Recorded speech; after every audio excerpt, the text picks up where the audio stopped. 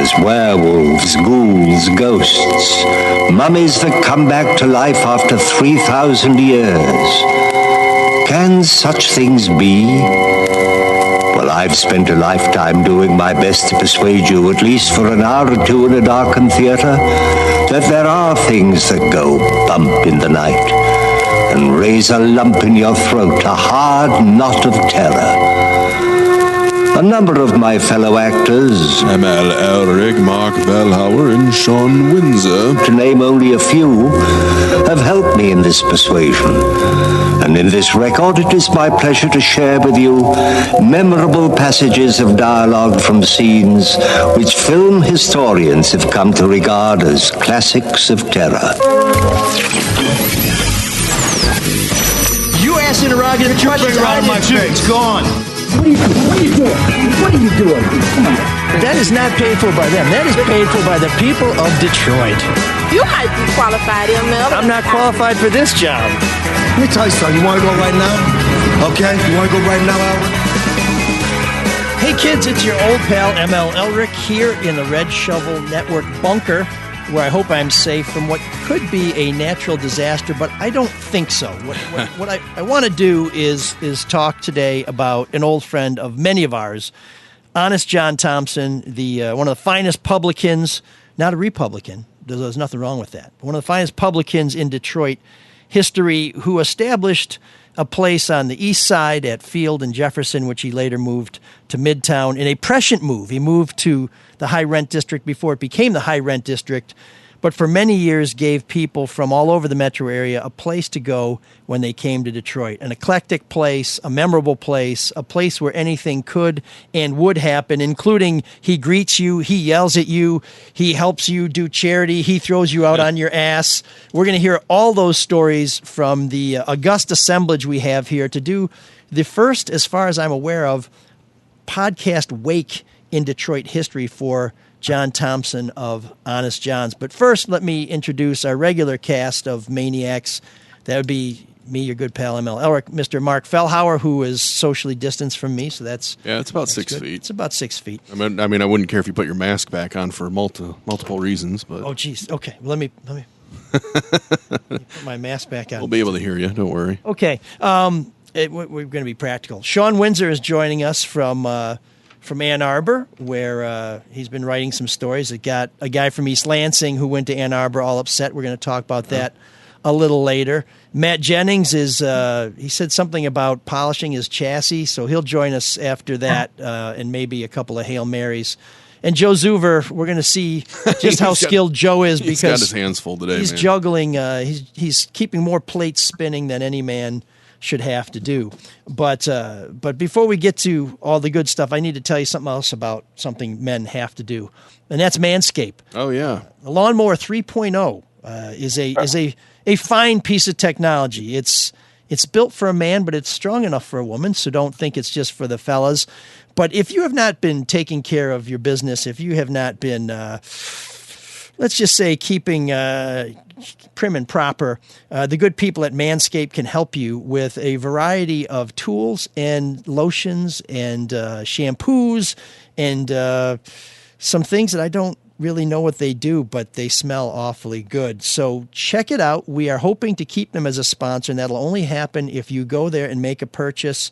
You'll get 20% off and free shipping if you use the promo code ML at manscaped.com. This week and this week only, everyone who makes a purchase and sends us confirmation, just send us a copy of your receipt or the email that they sent you, will get a free autographed copy of the Kwame Sutra.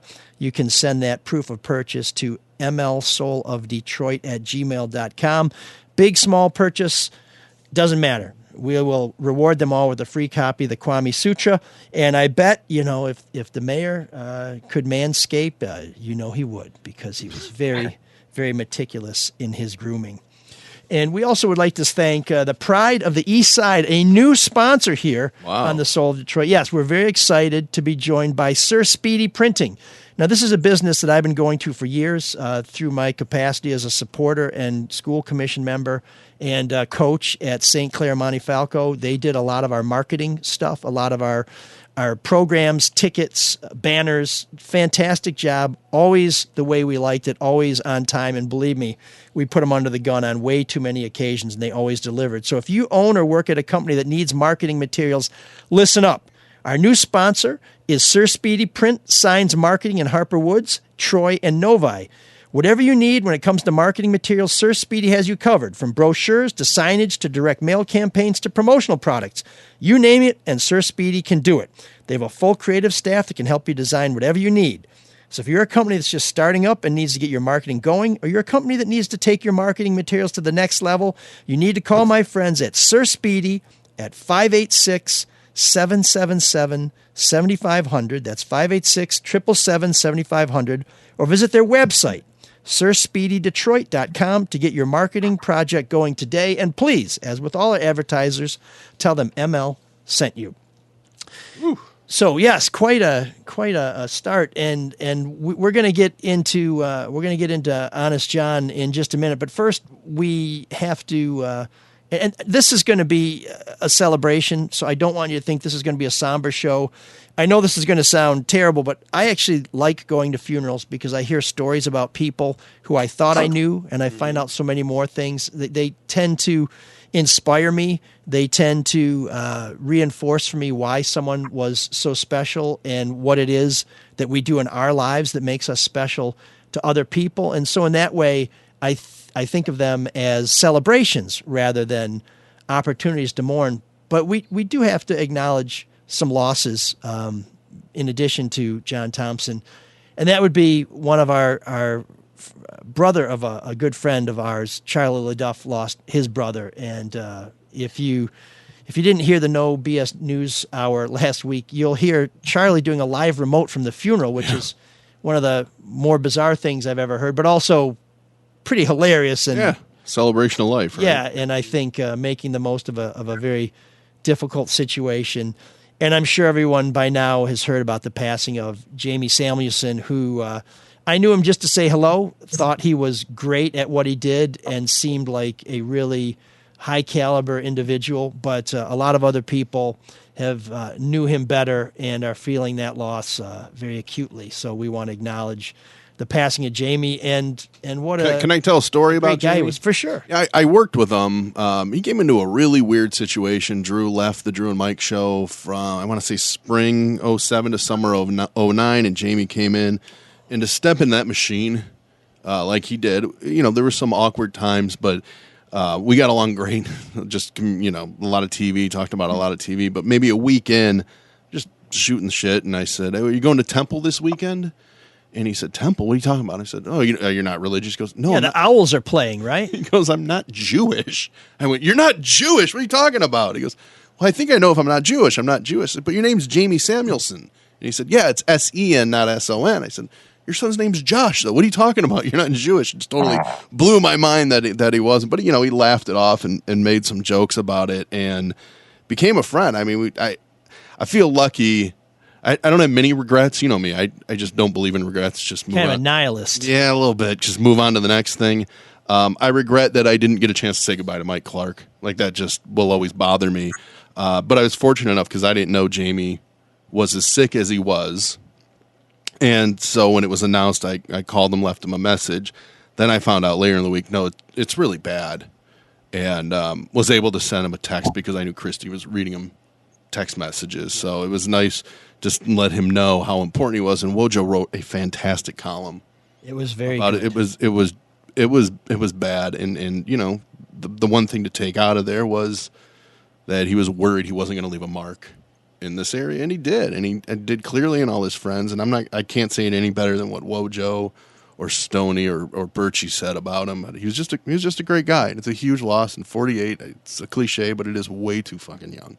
Yeah, and to carry the torch for Jamie, if you haven't had a colonoscopy, gents, manscaping makes it easier on the doctors if you've taken care of your business down there before they run that hose from your ass to your nose. But get one. I had one when I was at Channel 4, both metaphorically and literally, and it was pretty miserable back then because all you did was you drank and you shit. Yeah. It's not so bad now, and what they have you drink is actually tolerable. It actually does taste like lemon lime something, and you can have some broth, so it's not as miserable as it was, and it really is something men and women should be very aware of this. There was a friend of mine at the Free Press who I'd worked with in Allentown. When I came to the Free Press in 1999, he was a business reporter. His name was Dan Fricker.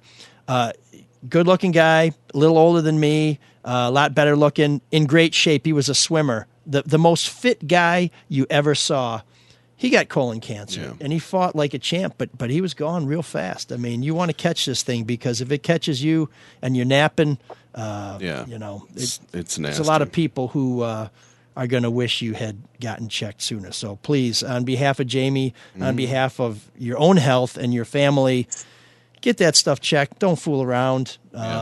You know, and he'll be missed, man. Yeah, and if you played sports at the University of Michigan, you probably already had your colon checked. Yeah. But it's Nice segue. It's nice to have it done by prescription. But we'll be talking about that a little bit later in the show. So Jamie was a wildcat. He doesn't care. No, he doesn't care if the Wolverines take a beating on this show. I think he'd laugh at that, actually. In a way. You know, a great sense of humor, man. Those Jewish guys are funny. those Jewish guys from Sweden. Jeez.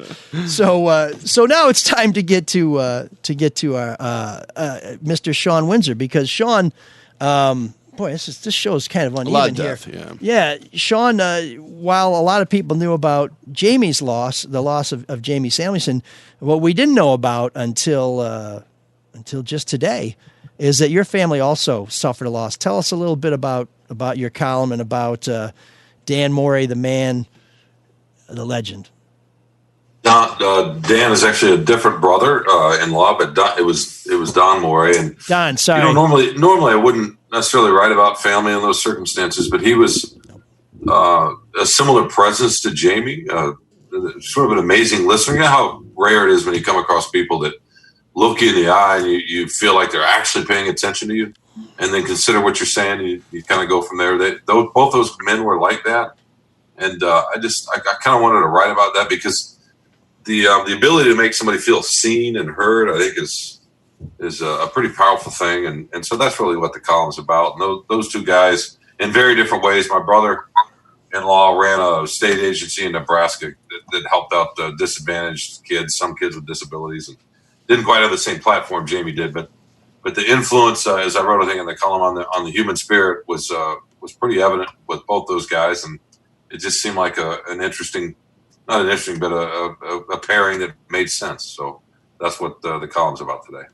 Well, I think it's another reminder that people affect us in all kinds of ways, whether they were well known, whether they only touched a few lives, and so when they're gone, it's good to remember them, and it's good to take the lessons that they taught and to put them into practice and remind other people. And at the risk of getting too maudlin, I'm going to introduce Andrew Turnbull, who's going to save us. Andrew, no pressure. You're going to save the show here with some stories about Honest John. His brother Matt is here as well as Jim Curran and Lynn Neese, and of course Alan Lengel, who's becoming a regular here on the show, to share their remembrance of Honest John Thompson, who was a larger-than-life individual, the son of a prostitute who became a bar owner, who rented kayaks, who did charity, who would hug you or punch you depending on his mood, and just a real character who passed almost without notice a few weeks ago. You may have read about his life a little bit in Freep.com, but we're going to tell some of the stories that might not be fit for a family newspaper. And Andrew, I've been talking so much, it's time to turn it over to somebody who's really got a tale to tell. All right, I'll jump in. The first time I met John, it was comical because we were at Dunleavy's, and my dad and I were there. It was a hot summer day. Only people at the bar. It's a Saturday afternoon, and in comes this guy on fucking roller skates, long, scraggly hair, dripping sweat. I mean, sweating like he just stepped off the Sahara. And my dad looks at me and goes, "Oh, do you know John Thompson?" which I, of course, didn't. And I get introduced, and you get Thompson. I say, "What's with the roller skates?" "Oh, I've been around. I just got done. Doing 3 laps of Belle Isle. I got $500 fucking ball bearings and things. I'm the fastest guy around." That was my first introduction to John. And then fast forward, several years later, the day he got the keys to his bar on Field, my father, who is Jim Turnbull, who was working in advertising downtown, it was direct shot on his way home to Grosse Pointe, and he had known John from a bunch of other bars. So he stopped in, and John explained to him that one of the things that he got with the purchase of the bar was the entire liquor inventory, which included 8 cases of grapefruit schnapps, which I'm sure everybody knows that's a fantastic drink, and why wouldn't you love that? Ugh. So he and my father spent 2 hours mixing them with other things to come up with some type of shot so that he could sell it all. So our claim to fame was that the first shot that was named that went up on Honest John's bar was called a Jim Turnbull, and it was grapefruit schnapps, vodka, and I think 7-Up. And it gave John a way to get rid of all that shitty grapefruit schnapps. But the funny thing is, people remember that his wall with different shot names, that was either a spot of recognition or a spot where he would vilify people that he didn't like, because he would name a shot like the loser, the asshole, all these other shots that he would love to tell people the story about which one of his patrons he was hating at that point in time, and that's what the shot was after. But that's my quick introduction to John. He did all of his bikes, his kayaks, tons of stories with those, but I'll let somebody else take us from there. So Jim Turnbull, that was a good shot. Yeah. As far as we know, yeah. And what happened to all the bad concoctions? Did they just pour those down the drain? They pitched them, and my father has a rather interesting palate to begin with, so I can only imagine what he thought would be good to mix with grapefruit schnapps. And God help anybody that was there that might have had to have tried that shit, but they got rid of it, so it's all good.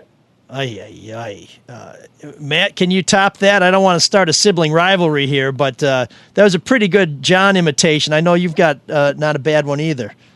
Well, I'll tell you, with Thompson, one of the things that our whole family, I think from the time that, as Andrew mentioned, the doors opened with my dad, it was probably a stretch of 12 years or 15 years on the East Jefferson location that you had a better than 50% chance of walking in and seeing a Turnbull at the bar.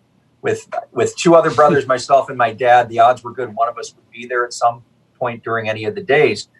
But the thing that we got pretty accustomed to was mimicking Thompson and understanding that the way that he spoke and the way he kind of started to get his tone down. But the thing that we always captured, I think, better than most was his laugh, which I describe as best as kind of a gargling laugh, which was, and he would use it to enunciate or punctuate whatever bad joke he had.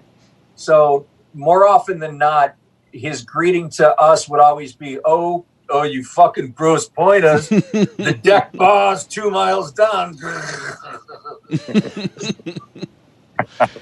Yeah, where did he come up with that accent? I mean, this is a guy who spent his whole life in Detroit, right?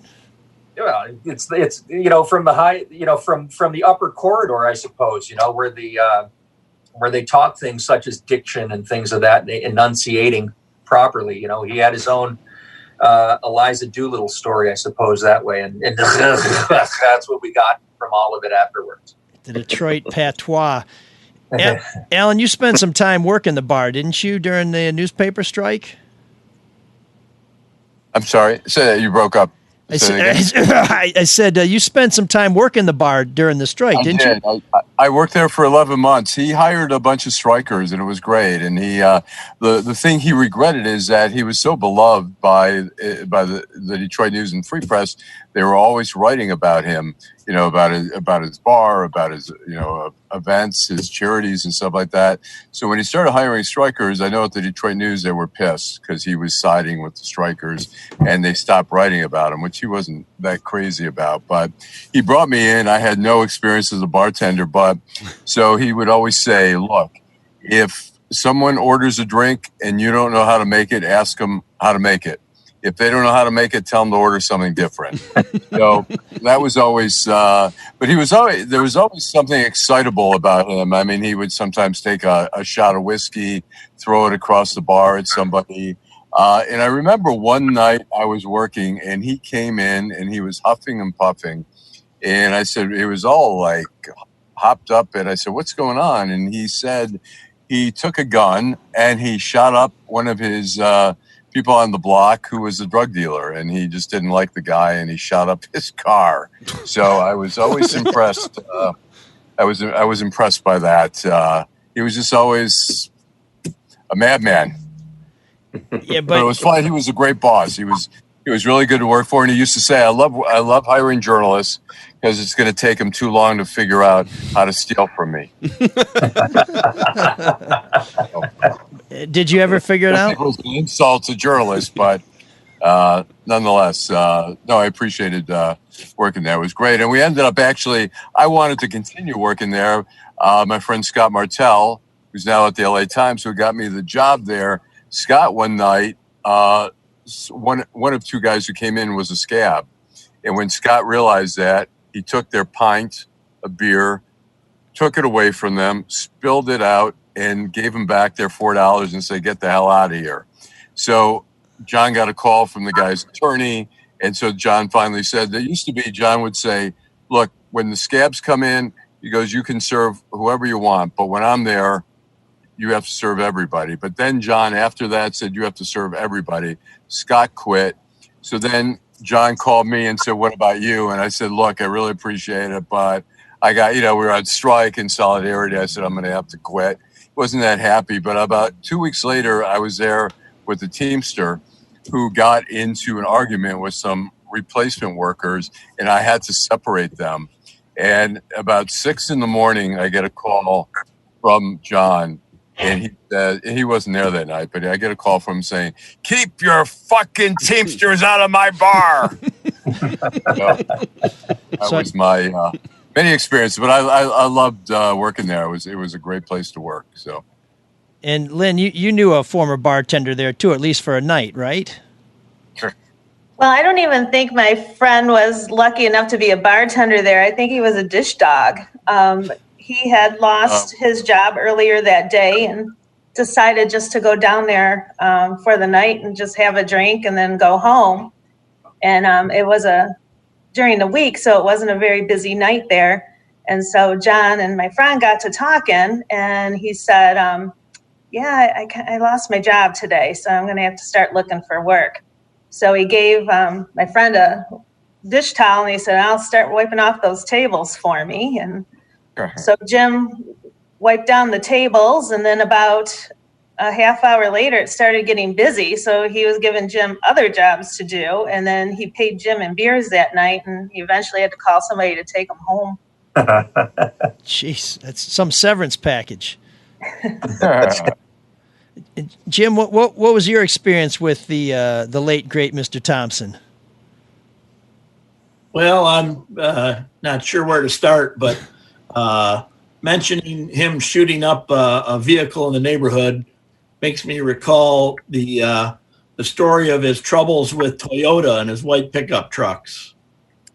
He had purchased one, I think, as he contemplated getting into the kayak business, and it was a lemon. And so one day before a Tiger game, we were there having a little pregame libation, and John came in and was lamenting all the problems he was having with his Toyota vehicle. In the early 90s, where there was still some animus with the Japanese automakers. And one of our group decided to help John out unwittingly and unknowingly to John, kind of like Cousin Eddie in Christmas Vacation, went and did something dumb, thinking he was helping, but spray painted "fuck Toyota" on the wall across the street. Right. And then off we went to the Tiger game. Well, by the time we got back after the Tiger game, already there was, some attention to why there was in, 3-foot letters, black spray paint on a white wall. with F Toyota written on it. So John just shook his head and said, well, not the greatest of move guys. So later that week we came in and he says, well, funny how my friends at Toyota have been a lot more responsive this week in dealing with my shitty pickup truck since you guys wrote "fuck Toyota" on the wall. So I guess I owe you a thanks. But, just part of, you never knew how things would unfold. Whenever John would start complaining about something, you never knew what direction it was going to go. So yeah, he was very much an irascible character. It was a place that anything could happen. It was, if folks don't know Field Street, it's one of the more challenged streets on the east side. And even though John was just off of Jefferson, it was a pretty tough neighborhood, and you had to be a pretty tough hombre, as certain executives would say, to survive in that neighborhood. But when you went there, it was one of those places where you never knew it was going to happen. You never quite knew who you're going to run into, but you almost always ran into somebody you knew, and it was always something memorable. And I remember going there right after I had gotten married, and my wife and I had gone to Scotland and got married and came back. It was sort of a very informal thing, and we were coming back for a celebration at my grandparents' house, and I was meeting some friends. I think it may have been maybe Lynn and some other people, and I was living in Chicago at the time, and the way you back into a tight parking space in Chicago is you bump the car behind you and in front of you to make sure that you fit the spot, because parking is so difficult on the street there. And so I backed up and I just tapped a car behind me, and this woman comes running out, and she's just livid. She's like, what are you doing? You're smashing my car. I said, whoa, whoa, whoa. I said, first of all, calm down. Then I got, don't tell me to calm. I said, okay, my mistake. Sorry. I'm just in from Chicago. This is how we park there. No offense, men. If there's any damage to your car, I'll pay for it. Of course, there was no damage. So we go back into the bar. I'm thinking problem solved. And there's kind of an L-shaped bar, or the space in there. So I'm talking to some friends on the right side of the bar. I kind of lost track of the woman, but then I see a woman who I think is her talking to two guys, and she's getting very animated, and they're kind of looking over at me, and I thought, okay, here she is getting her two friends, both of whom are probably thinking, if I impress this woman, I'm going to take her home, trying to get them to come over and beat the shit out of me. So I send a drink over there.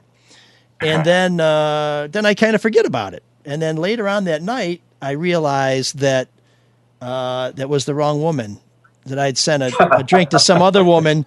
And then my friends kind of go, and then her friends kind of go, and then she comes over to me, and she's, getting really friendly and says, let's go to my place. And I said, well, I just got married, and I never wear a wedding ring, but at that time I was. So I start, circling my wedding ring. She says, that's okay. I got a babysitter. We won't wake up my kids. And I said, I got to go. But that was what a Saturday night at Honest John's could be like. It just, you never knew it was going to happen. You always came away with a story because he had a great crowd, and it was an anything can happen type of place. The Free Press obit said that you weren't a friend. I don't know who it was quoted, but you weren't a friend unless you were kicked out of the bar. Any of you guys ever get kicked out of the bar? Well, I kicked somebody out of the bar. Well, let's hear about that, Alan. Well, it was just actually, it was a Sunday afternoon, and there was a school teacher sitting next to an older gentleman, and the school teacher was getting very drunk, and they were getting into a heated argument. And I told the guy, I said, look, you got to go. And he left without any problems. I walked him out. I asked him if I could get him a cab. I think he sat in his car for quite a while, but that was my only one time that I had to kick somebody out. Yeah, and John used to have it where it wasn't even necessarily getting kicked out. It was he would ban people. So it would be like, what does that even fucking mean? Am I banned for life? Am I banned? And he had, it was a fairly vague timetable, but it would be like, all right, that's it. You're fucking out. You're banned. You're banned. You're banned. You're not coming in. And that would usually last about a week, depending on the infraction. But then people would wander back in. He'd forget about it. It would be water under the bridge. But his fuse wasn't really too long, and you never knew what would trigger it. Just don't ever take any fucking pictures or bring a camera out in that bar, because that was his kryptonite, or the thing that just set him off like crazy. Because he always said, my bar, you're going to have the privacy of not having to worry about getting your fucking picture taken with somebody you shouldn't be getting your picture taken with. And obviously way before cell phones, iPhones, when you actually had to develop film. But that was something that he would go crazy about, which I think probably to the benefit of a lot of people that were in there with people that they didn't want to be seen by. When he had his own mugshot up there behind the bar, does anybody know what that arrest was for? I want to say it was for fighting or disorderly conduct, because that's one of the, because one of the things too that a lot of people don't know, John was a Golden Gloves boxer because he grew up in tough times, and he used to box and was a successful Golden Gloves fighter, which that obviously translated perfectly into being a bar owner. Yeah, absolutely. But he was also, while he could be a little erratic, and it was very easy to be on the right side or the wrong side, depending on which side he may have woken up on. But he was just a incredibly generous and big-hearted guy, not just giving jobs to people who may have been on their uppers, but a lot of charitable stuff. Does anybody want to talk about the moonshot or about the Christmas kit for kids, polar bear plunge? Yeah, I mean, I think that part of the Honest John, the Shakedown Society was probably a good way to just, raise money for, his big heart. And we talked about that neighborhood of Jefferson and Field being a pretty tough neighborhood and economically beaten down, that John did have this massive heart where he raised money, and anyone that was, between work and home he'd always start to say, well, why don't you help? These kids don't have clothing. They're not going to have Christmas. Come on. And he would get people to start to, bust open their wallets, give 20, give 50. And I think that was the genesis of the Shakedown Society.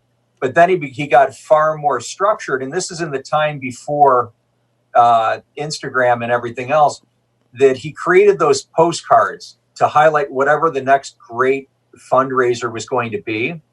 And prior to those things going out, it was like, he'd get people to show up at the bar, and you couldn't start drinking unless you addressed 100 postcards, or if you stamped 50 postcards, then you could drink. So he got people to work for him for free to get some of that stuff done. But the turnaround was the amount of gift giving that he could give. And it started, I think, with toys, but then it progressed into raising money to bring meals at Thanksgiving and at Christmas, so that all these families in need had something. So, as off kilter as he could be, it was a huge heart that drove him. So those are my remembrances.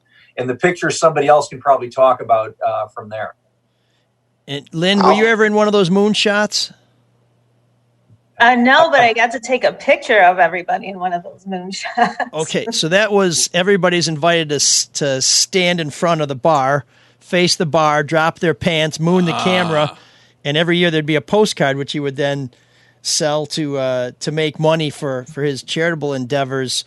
And Lynn, one time, you guys were coming from Lake Orion, so you came a long way to get to the east side.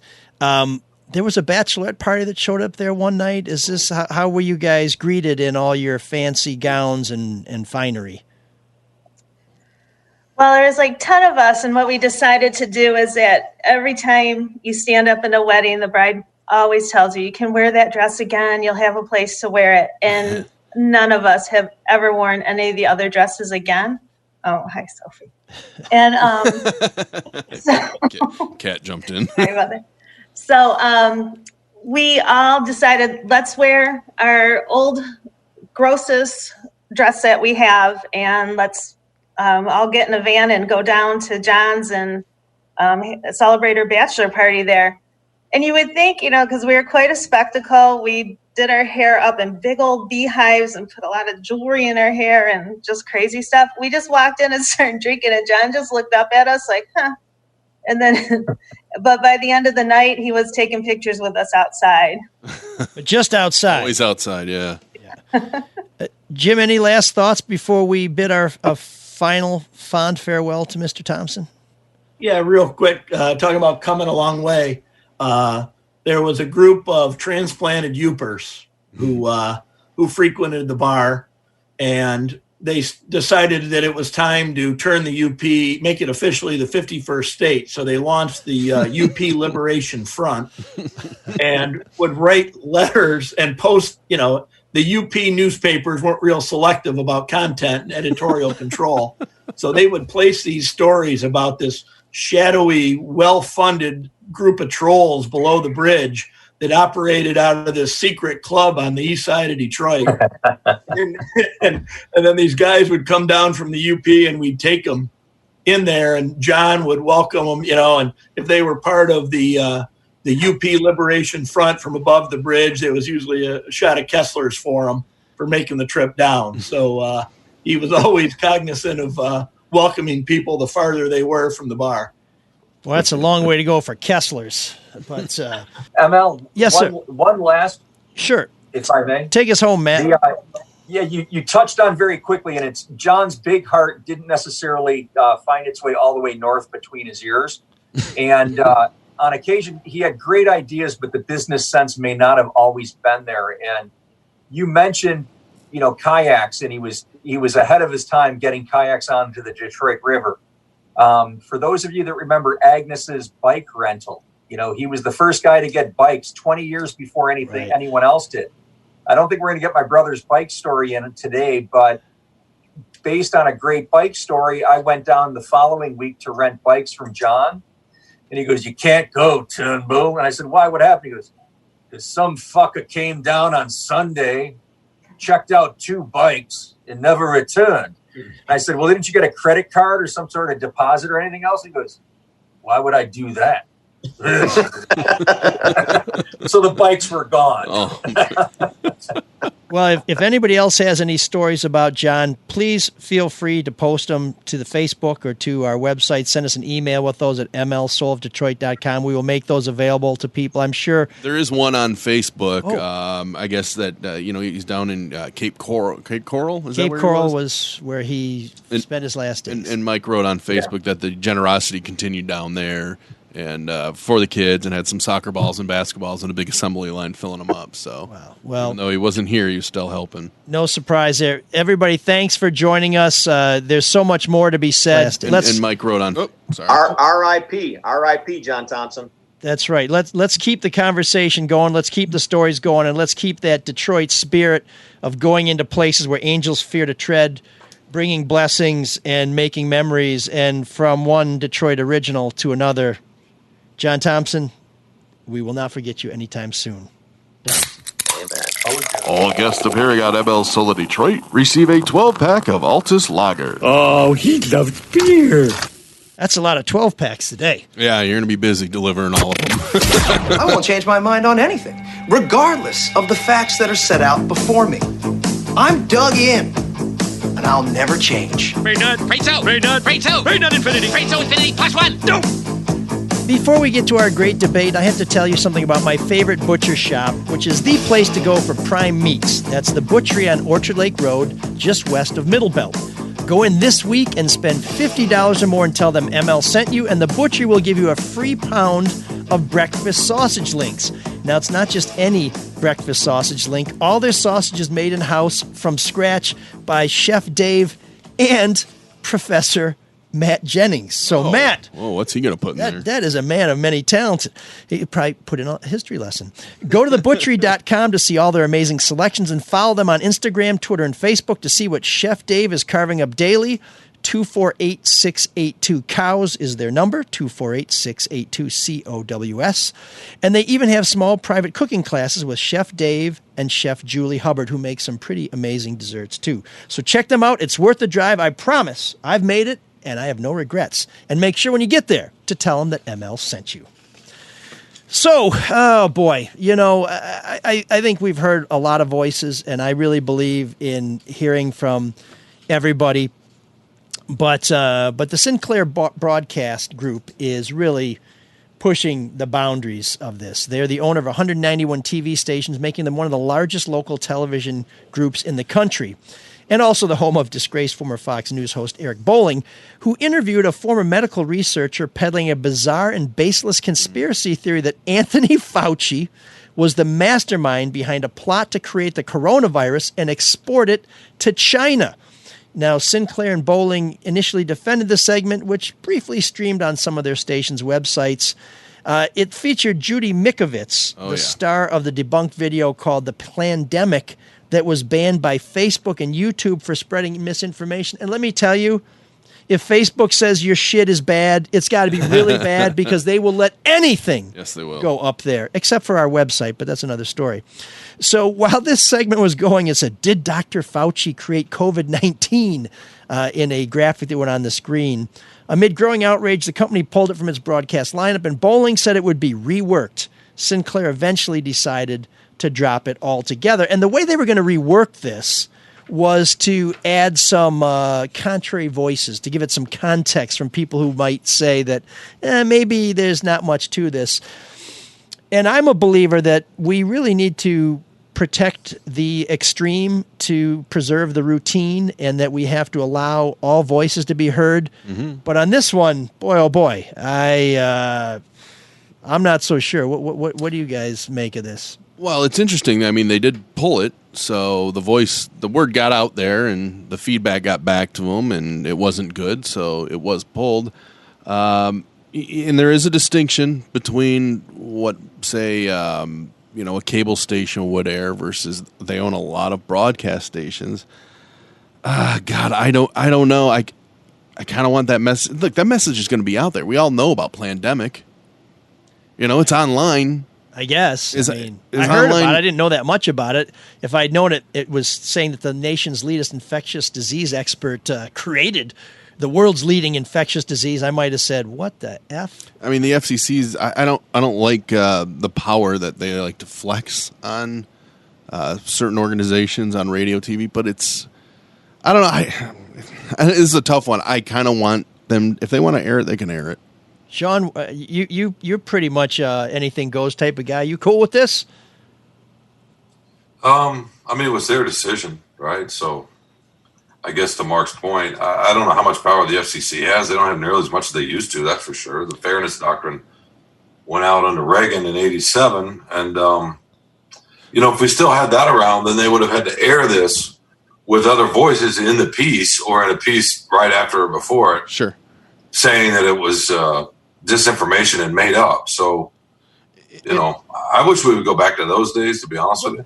I'm glad we have laws and parameters, but nobody has to tell me there's a law that says I shouldn't go 100 miles an hour. I know that's a bad idea.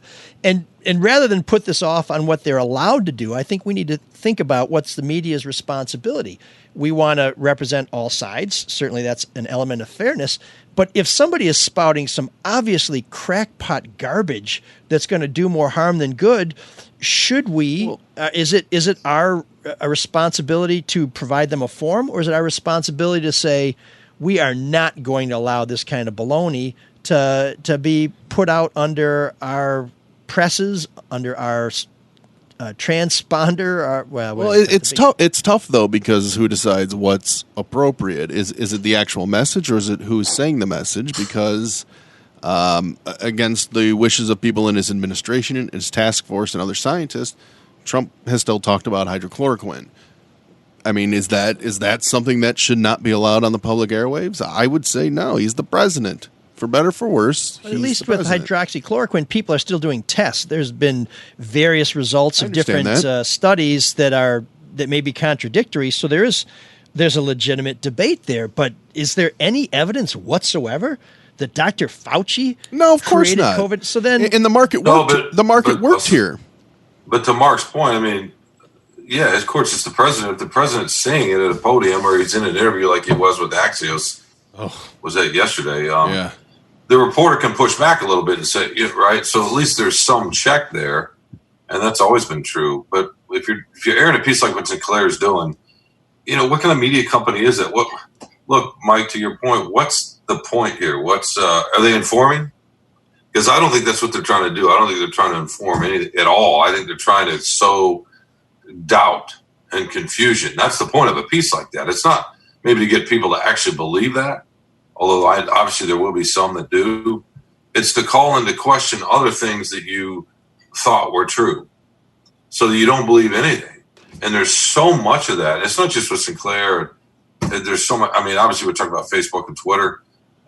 They're having to police their own sites for misinformation. It's just, it's overwhelming, trying to sift through information these days. I guess the only difference is that these are the public airwaves, and for some, for good reason, they were treated with a different. I mean, it's kind of out of the water now because of cable TV. Everybody has cable TV, or they've cut the cord, or streaming, or internet. So it's almost, frankly, do a lot of people watch broadcast anymore? Not as much as the other. No, probably not. Oh, they watch broadcast through cable, right? Well, when you have 191 outlets, there's odds are you're going to show it to somebody, and I believe that everybody has a right to be heard.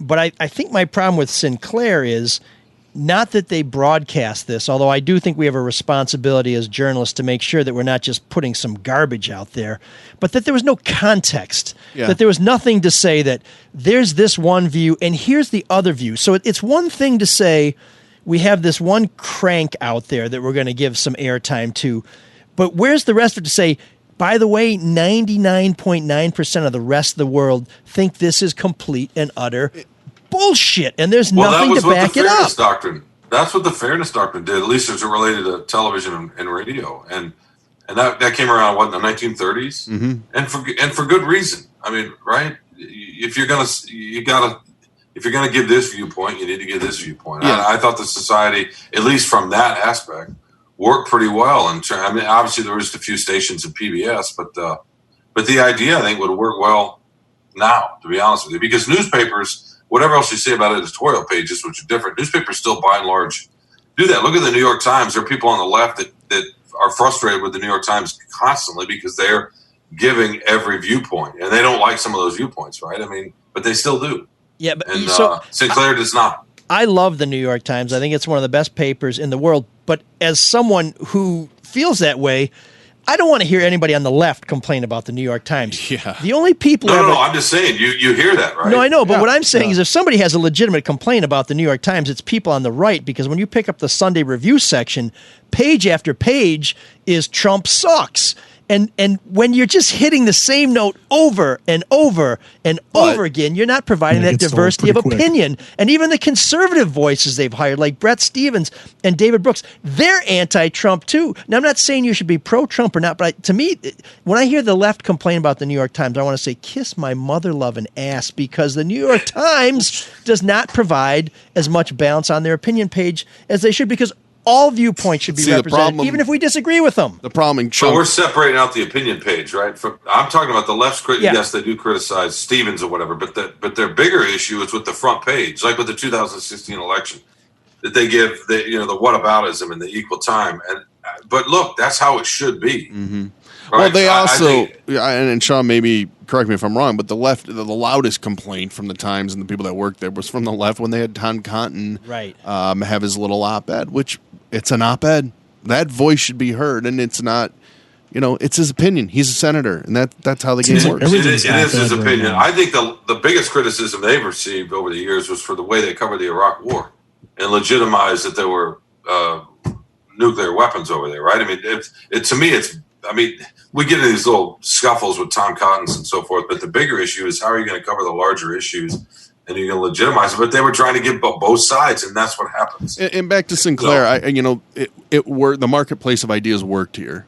They had the crazy idea, and everyone was like, "What are you doing? What are you talking about?" And they pulled it. I think it aired on maybe one or two stations. But at some point, they're going to stop pulling it, right?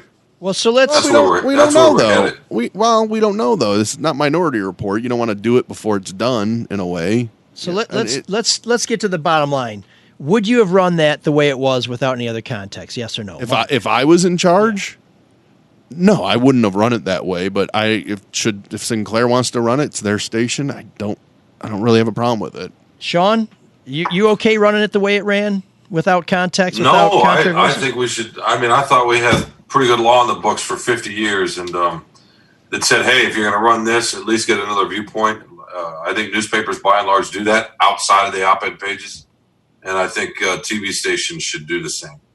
Well, whatever the law is, if you're going to put garbage on TV and you have every reason to believe it's garbage, go ahead and put it on there, but make sure that people know that you know that it's a bunch of crap. Oh man, the geeks have inherited the earth. Did I do that? What a dork. Does him wanting to play with us again mean that he's turning into a geek, or we're turning into cool guys? Some people think elderly gentlemen who wear earrings are geeks. Well, that's a matter of opinion. Elderly. Well, you know. I like that you take exception to his copy about the earring part, but not the elderly. Well, I don't know that he's actually said that. I mean, oh, he has. Well, let's kick right to the. I'd give him my money though. I'll tell you that much. Some people. Well, that's Luke Nowacki because he knows what to do with your dough to get you more of it, to help you hold on to it, to make you get through this tremendously difficult time whole. Some people like to save up for something really nice. Some people would call them geeks with a new earring that looks cool. I call them fashion-forward trendsetters. Or maybe even a time machine that could take you back to the 90s when dudes with earrings that weren't pro athletes were a thing. And that's coming back! If you're wondering how you can budget for major purchase, call Luke Nowacki at 248-663-4748. That's 248-663-4748. Or email at lnowacki, LNOWACKI, at pinnaclewealthstrategies.com. You can find a link to their website on our website. He can assist you to devise a plan targeted to help you reach your financial goals. And with Luke, he'll make it all about you, sweetheart. Oh, boy. really slow. Here you go. Securities and investment advisory services offered through Royal Alliance Associates Inc. Member FINRA/SIPC. Royal Alliance Associates Inc. is separately owned, and other entities and/or marketing names, products, or services referenced here are independent of Royal Alliance Associates Inc. Seamless. That's getting fixed in post. Yes, that's right. We'll fix this after a couple Altus. That was a bad one. So we're up to our Geeks of the Week, and once again, oh my goodness, it is a tremendous competition. You know, people are missing the Olympics. Well, let me tell you something. You want to see some of the finest athletes or the finest competitors ever. Look at our geek assemblage, starting with Representative Louis Gohmert. Oh, boy. A Texas Republican who has frequently refused to don a face mask at the Capitol. He confirmed that he has tested positive for the coronavirus before a planned trip with President Trump on Air Force One. We're very sorry for Louis. We hope he's going to be okay. But here's the thing. He never wanted to wear a mask. He was real shitty about it. He puts a mask on, and who does he blame for getting coronavirus? The mask. The mask, because he said to adjust the mask, he had to touch his face. Louis, you touch reality, baby. That fell flat. I didn't know. You didn't know where you were going there. You know what it was? It was that mask I had. Busy later, Mark. If I hadn't worn that mask over here, that joke would have sailed. Our silver medalist is Douglas County Sheriff Daniel Coverly, who needs to get a little thicker skin. The law of the land in this Nevada county declared his agency would no longer respond to calls from the local public library after it declared everyone is welcome. This is a library, said everyone is welcome, and proposed a diversity statement that denounced all acts of racism, violence, and disregard for human rights. All right. Pretty reasonable. Sounds good. They ended it with, we support #Black Lives Matter. The sheriff responded with a letter to the library that said, due to your support of Black Lives Matter and the obvious lack of support or trust of the Douglas County Sheriff's Office, please do not feel the need to call 911 for help. I wish you good luck with disturbances and lewd behavior. Well, we can all have our difference of opinions on different political issues, but I think you got to come when they call 911. The sheriff later blamed the stress protests have put on police for his inopportune response. I can understand that, but you still have to. You're still paid by the public. Well, the other thing is, you know, we see these protesters in Detroit who say horrible things about the police for 4 hours on end. Then they might get arrested, and the police say something like, "Why don't you go back to your own town?" Yeah. And they get all upset. The police were mean to me. It's like, come on. The difference is, police have got to be professional. They're held to a higher burden, and is it fair? Well, it's just the way it is, and I do respect the police, but I think Sheriff Coverly maybe needs to toughen up a little bit. I mean, what happened to those old West sheriffs that used to strike fear into the hearts of evildoers? But our winner is self-professed COVID-19 expert Dr. Stella Emanuel, who stood on the steps of the Supreme Court and claimed that neither masks nor shutdowns are necessary to fight the pandemic. Before you take the good doctor's prescription, consider her diagnosis of the cause of the uterine disorder endometriosis. She says it's caused by sex with witches and demons, known to some of you as succubi and incubi, that happen in your dreams. Now, I'm not saying she's a little behind on her studies, but that myth dates back to at least the Epic of Gilgamesh, a Sumerian poem written more than, history professor, 4,000 years ago. Thank you, Professor Jennings. She falsely claims that infertility, miscarriages, and STIs are evil deposits from the spirit husband. But wait, there's more. In a 2015 sermon, Emmanuel outlined what she called an Illuminati plan hatched by a witch to destroy the world using abortion, gay marriage, and children's toys, among other things. Children's toys, okay. And she claimed that DNA from space aliens is currently being used in medicine. But she's not all bad. Emmanuel offered prayers through her website to remove generational curses that she claims are transmitted through the placenta. Oh, my God. So, those prayers aside, Dr. Emmanuel, you have been diagnosed with a fatal disease. Geek of the Week item. The kids are soft. I don't care for that guy. Me neither. Too soft. I'm going to pretend like you didn't just make my dick go soft. Some people are saying that you just made her the Geek of the Week so you could talk about the Gilgamesh and drop your elitist knowledge on people. It was actually the succubi and incubi. Most people confuse those. Yeah, But, okay. Sure. But I should give full credit to the Washington Post. They figured all that out. I was just kind of ripping and reading. But, you know, I mean, I don't know. We talked about this last week. Oh, wait a minute. Is that the spirit husband making an evil deposit? I just love that you've taken the Geek of the Week segment and turned it into a half-hour soliloquy. That's nice. We have a late entrant into Geek of the Week. Sean Windsor. Matt, you might as well not even bother. Because right. Before Matt enlightens us, I need to tell you about somebody else who can make your life better. If being locked in made you realize that your house is way too small, it's time to call our realty sponsor, Lindsay Broadwell. When it's time to move into a house, whether you're buying, selling, or both, you need to contact Lindsay Broadwell. Your house is one of your most valuable investments, and that's why you need an agent you can trust and that knows the business inside and out. Lindsay will make sure you get the most out of your house and that everything goes smoothly by finding you a new home that fits your lifestyle. Buyers, sellers, and especially first-time buyers, make sure you contact Lindsay at BroadwellHomes.com or 248-767-7767. That's 248 pound sevens and sixes enough times till Lindsay answers. She's a licensed realtor at RE/MAX Nexus. That's BroadwellHomes.com. And when you call her, and please call her, tell her ML sent you. Professor, take us out of the gutter. Take us to a higher plane. Show us what those ivory towers are all about. Oh, boy. Get ready. Where do you guys want to go? Well, straight to the top, baby. Detroit. I feel like Matt's been beaten down so much he has no enthusiasm. We'll see. By the power of Gilgamesh, start already. Let's get started. Okay. Teamsters president Jimmy Hoffa disappeared in Detroit this week in 1975. Since then, there's been some speculation where he may be. You guys remember the Milford farm that was debunked? Yeah, the Meadowlands. Some people say he was turned into sausage, which may be true, according to David Hubbard. My dad said that he might be actually one of the Renaissance Center footings, which I think is pretty easy to believe. And my theory was pretty much debunked too, because I just assumed this whole time he was in Royal Oak trying to find a parking spot. Damn, in the back of that Mercury Marquis, right? It just that's right. Yeah. With Chucky. I guess just some dusty guy with a long beard, just where the hell is a parking spot? Well, okay, in the same year, in 1975, Stevie Wonder signed a $13 million record deal with Motown, which today would be just over $62 million, which is how much I'd pay to have him shave his head and admit he's too bald for dreadlocks. You know what Stevie didn't say when they were negotiating that contract? What? Show me the money. Oh, boy. Let me feel the money.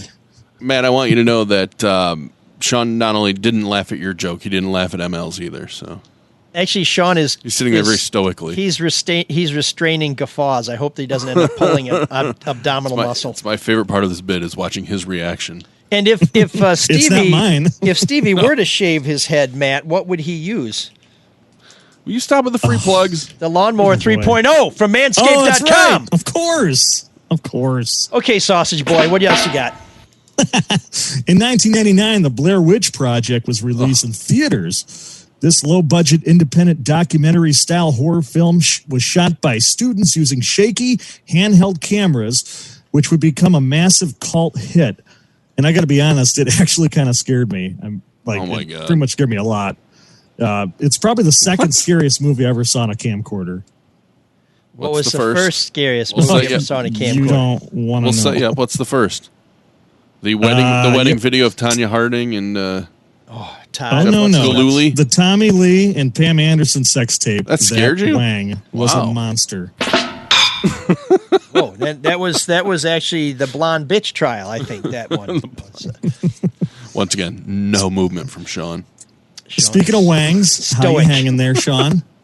I was just thinking of Lisa Lampanelli's line about the Tommy. What's his name? Tommy Lee. Tommy Lee. Yeah. Tommy Lee's penis, and whether she didn't know whether to pet it or give it a peanut. I'm glad you're thinking of Tommy Lee's penis. You brought it up. Yeah, you did. That's true. All right, short- finally, no short term. 2019, Brazilian drug dealer Clavino da Silva tried and failed to escape from a Rio de Janeiro jail by dressing up as his teenage daughter using a silicone face mask and a wig. Authorities said he probably would have gotten away with it, but the prison guards were alerted when they realized no teenage girl would have their wang out peeing on a tree right in front of a prison. I love wangs this week, man. Wow, all wang history. So I want to know what's with the local accent for the guy's name, but not for Buenos Aires. Do not know. If you're going native, stay native. It's okay. Well, that's Professor Matt Jennings. Clearly not a professor of Spanish, but he is a professor of history.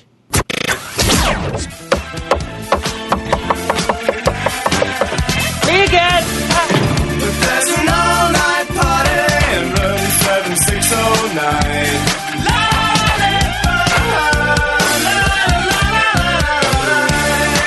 And you can dance together all night. You've got the time.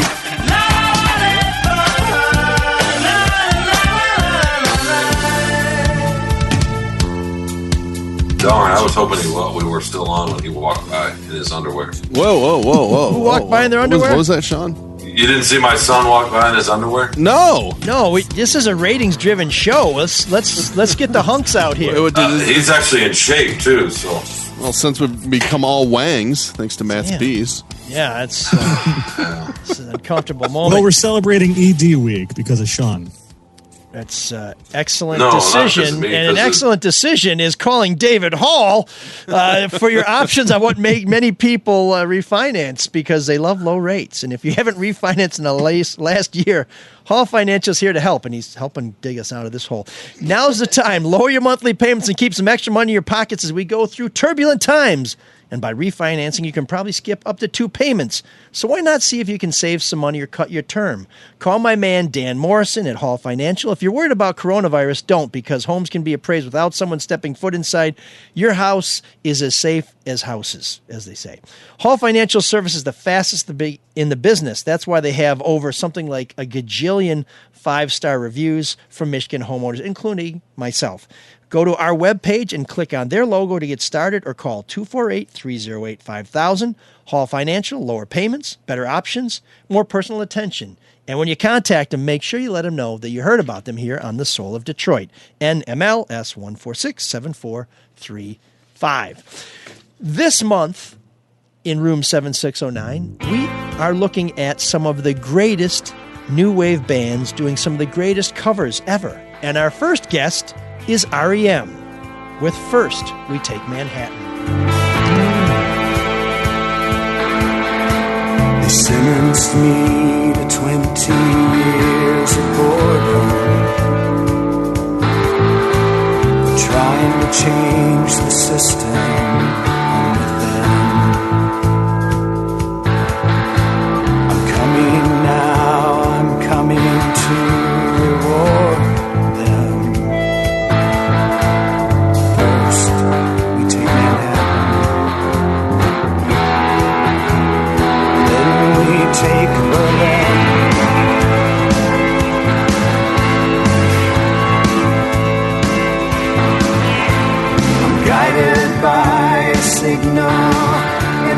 heavens,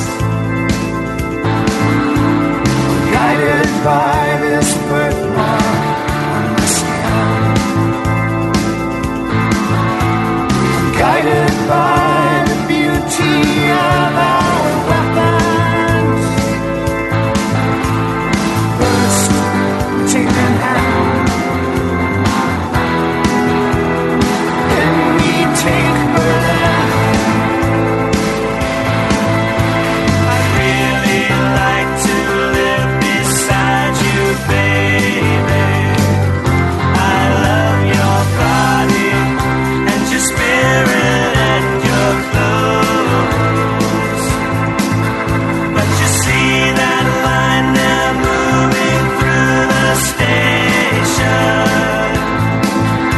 I told you, I told you, I told you I was one of those.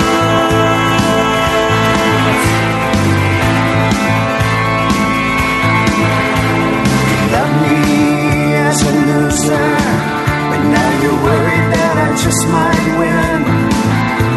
You know the way to stop me, but you don't have the discipline. How many nights I prayed for this to let my work begin. First, we take Manhattan, then we take Berlin.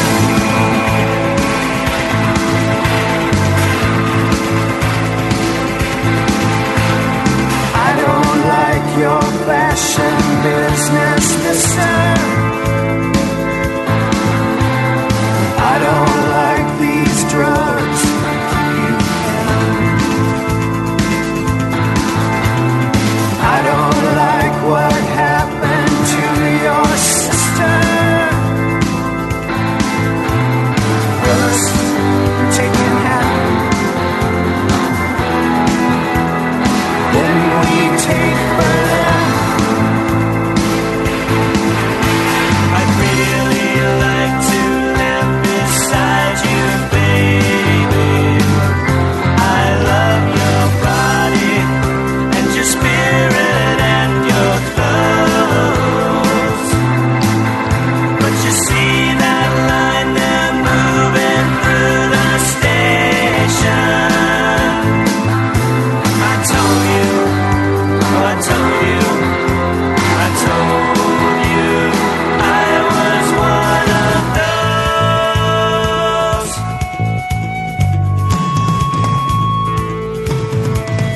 Did I thank you for those items that you sent me? The monkey and the plywood violin.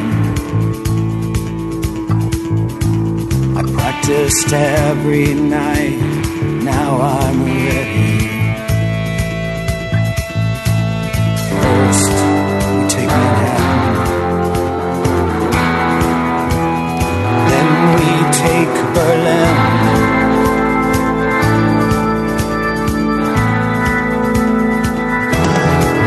Wow, remember me?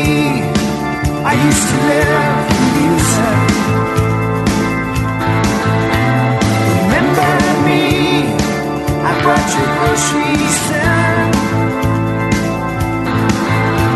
It's Father's Day and everybody's wounded.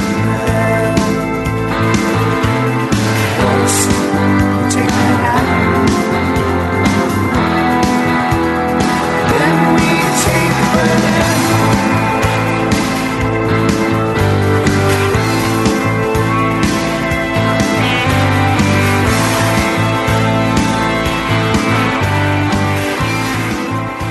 Sean, I wanted to thank you for those items that you sent me, the monkey and the plywood violin. Thank you for those. Sure. And Matt, remember, I used to live for music. I believe it. Yeah. Sure, and I believe it. Are the two okay, responses. so I guess you love REM doing Leonard Cohen. Who welcome to my world, sir. Yes, that's right. Fair enough. Fair play. Yeah. Leonard Cohen, not exactly a new wave artist. REM, of course, one of the great new wave artists. But what I think you get with Leonard Cohen was he was a great poet, and he had some amazing lyrics. And Leonard Cohen himself was amazing. But when you hear somebody else take one of those classic tunes and sort of make it their own, put their own touch on it, that's a bonus, baby. Yeah, that song's been covered a lot. Oh, yeah. Is REM really the new wave band? Wouldn't they be more of an alternative? You know, I like to have a broad definition of new wave. There's not a lot of synthesizers there, but they took music in a different direction than it had been before they sort of made the scene in Athens, Georgia, along with the B-52s and a lot of bands that came out of the University of Georgia community. And some of their stuff is pretty groundbreaking. Mm-hmm. That's like saying Husker Du and French are the same because they came out of Minneapolis. It's B-52s and REM to me are nothing alike. Yeah, they're both new wave bands. I guess I'm saying REM's not a new wave band, but keep going. We have a big new wave tent here. You want to throw people out? I don't understand. Well, okay, so Bach is new wave. Yeah, according to your definition. Sebastian Bach, quite possibly. I never took REM as new wave either. But I went to go see Leonard Cohen at the Fox Theater. I think it was maybe his last tour. And we had seats up in the balcony, and he's a junkie who smokes, who's been all over the world, who's probably been stabbed by a bunch of old girlfriends. And he was going for like 2 hours and 2.5 hours. And I turned to Treese and I said, I hope he wraps up soon because this is turning into like a night turning into day type of thing. She said, well, let's just get out of here then. And I said, there's no way I'm going to let some old junkie outlast me. So we stayed till the final song, but he was. Was it dragging artist. In your opinion, or was it still interesting when he was carrying on and going on and on? It was still interesting, but it was in the middle of the week, and I've been doing a bunch of stuff, so I was kind of tired. And he also is, not that one of the things I never really liked about Pistons games at the Palace is that something's always flashing or exploding, so you can never sort of gather your thoughts. Leonard Cohen's the opposite. Yeah, you need some flashes. An ancient dude with a fedora on the stage playing a guitar, and his backup singers who were 40 years younger than him were still geezers. Actually, I don't know. I'm making that up. So if you have a nomination for a great new wave or close to new wave or sort of just wave or maybe just new band that does a cover, send it to ML Soul of Detroit at gmail.com or give us a call at 313-288-9070. That's Butterfield 89070. And I promise you we will give it every consideration. This month we are doing new wave covers. Before we go, I want to look back on something else that Sean wrote.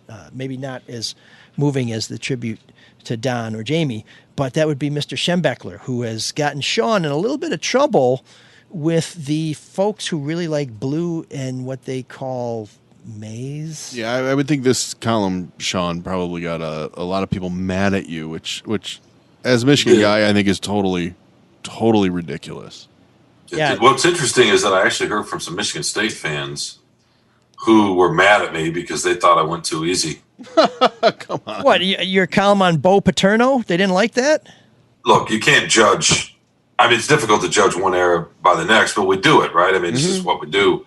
Using today's standards, let's just say if what happened now, or what happened then happened now, and Bo reacted the same way, and all he did was say, go talk to the athletic director, he'd lose his job, right? Yeah. I mean, he would. Maybe. I mean, by today's standard. No, if that gets out, that you don't say go to the police, or you don't, if the AD is trying to say, hey, let's not do anything, and you don't go above his head within the university, anything like that, right? I mean, it just wouldn't happen now. But yeah, but it shouldn't have been allowed to happen back then. You can't tell me that somebody sticking a finger up your ass because you got a headache was acceptable in 1982, 1952, 1922, 1642 when Gilgamesh did his thing. I wonder. Of course it wasn't. I have a feeling though that people will say, well, or at least back then, people would have said, well, I would have just punched him in the face and left. And the way people thought about how that stuff happened then. Back then is very different to how we know how people are groomed or scared to speak up. It's just different. People didn't know what to make of it. They were horrified by it. Look, the university found out about it when he was when Dr. Henderson was running the student health services and moved him to the athletic department. Yes, everybody. That was their response to his complaints of sexual assault. Well, Can you imagine? They knew he liked jocks, straps. It's kind of like what the churches did with the priests, moving them from one parish to another, right? Yes. I mean, it's the same remember idea. Remember this. These guys are very good at what they do. They know who to pick, and they know how to tear them down. Well, and I wouldn't be surprised. Seemed like he picked everybody. I mean, this guy, men and women. Yeah. I have a feeling too. He had a level of protection because he was busted by the health system, and then hey, now I'm in the athletic department, and Bo approves of me, and that provides a major level of protection. Because the fact of the matter is, if Bo wanted him out, even when he was an athletic director, he would have been gone. He would have been gone. Well, of course he would. And the guy, the John Doe 17, who made the accusation, right, in a lawsuit, actually said he didn't blame Bo. Right. He defended Bo for not getting out. He said Bo reacted angrily and sent him to Don Canham's office. And obviously it's an allegation, but he felt like Canham had all the power. But this is 1982, and this is what I argued in the column. But at that point, Bo was an icon. He won the 10-year war, right? I mean, he filled up the stadium, and the donor money was coming in. That wasn't all Canham. Canham was very influential and powerful, but if Bo, I'm with you, Mark. If Bo wanted him gone at that point, he could have very quietly made that happen. No, Bo was a legend. No other Big Ten coach had lost that many Rose Bowls by that time. At least he got there, jerk. Right. We won him. Right. Should have had another one, though. So I like that. I like that Nike campaign they had back then. Bo knows nothing. No, but I'm with you, Mark. It's tough, and I understand. He's not around to defend himself, but I know. Keep ahead, and that speaks to Jim Brandstetter was on No Filter Sports with Eli Denny and Bob, and he was not happy with your column. He did not think you should have reported that John Doe had these allegations that Bo knew, but. I think, I love Brandy, but I think his opinion on Bo would be a little biased because he, like Franco Harris, was a defender of Paterno and Penn State unabashedly. And that's fine. I understand where they come from. However, to act like it was just this one guy and no one else knew that Bo was involved, he might want to listen to he might want to listen to Stan Edwards on No Filter Sports. The university said they've had almost 400 complaints. Yes. But the thing that blows my mind... The thing that blows my mind is Brandy's always so objective about the teams he's covered. I've never seen him tank one for the home team. Oh, wait a minute. That was a cheap shot. Oh, he is. He's a homer. I understand Jim's frustration. I do, and maybe he didn't see the other news reports, right? So I was writing a column off the lawsuit, the news reports, and I understand. I try to be as fair as I could in that, and I didn't call to remove his statue. Well, I gotta say anything like that. That's gonna be a matter of time. I just have a feeling. Here's the thing: if more people come forward, which I don't know that they will, because that means more football players have to do it. 400. How many more have to come forward? No, and say that Bo knew. Oh, that's what Mark and I are talking about.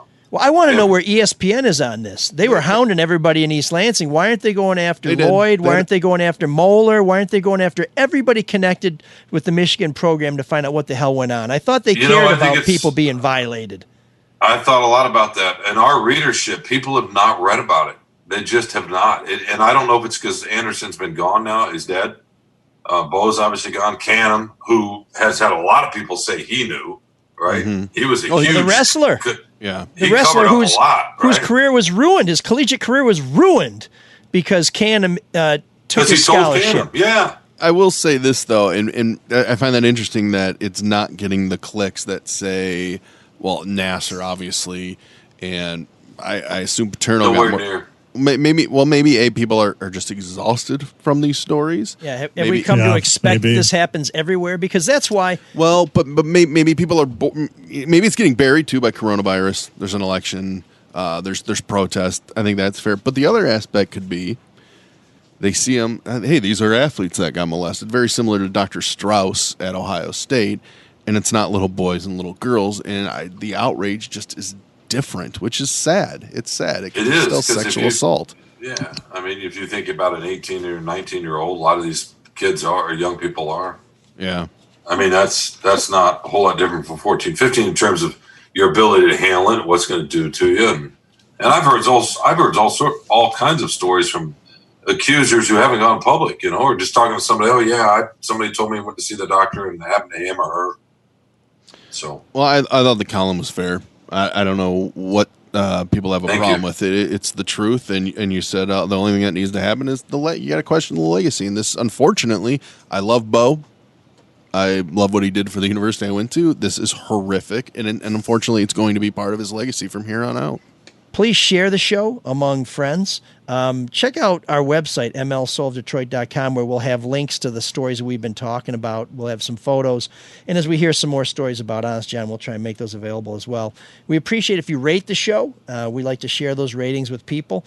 And if you do want to donate, Mark, how do they give us some money? Although it may not be a good time to ask them for money. No, it's always a good time to get rich. mlsoulofdetroit.com. There's a little donate button on there. So just go to the website, hit donate. We will gratefully appreciate the money. And if you want to participate in our Camisole program, that's where you send us at least $20. You have a message that you want us to read on the air. We will read that message. There's very few things we won't read, but please don't push the boundaries too far. And if you would like a little something in return for your hard-earned dollars, you can go to drewandmikestore.com. We're having a sale on hockey jerseys. They are 20% off. And for every one you buy, we will throw in a signed Kwame Sutra. We also have our trucker hats, which are very fetching. We have T-shirts, stickers, and very soon we will have masks and gaiters. That will be Soul of Detroit branded masks and gaiters. So even if you don't believe you should wear a mask, maybe you believe you should look fantastic, and you'll buy one of those from us.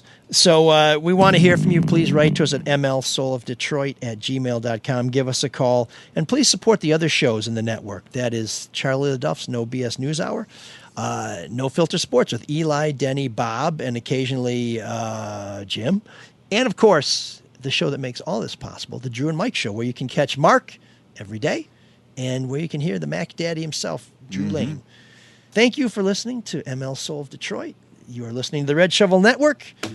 And now it's time for our good friend Cyrus to take us out. Can you dig that? Can you dig it?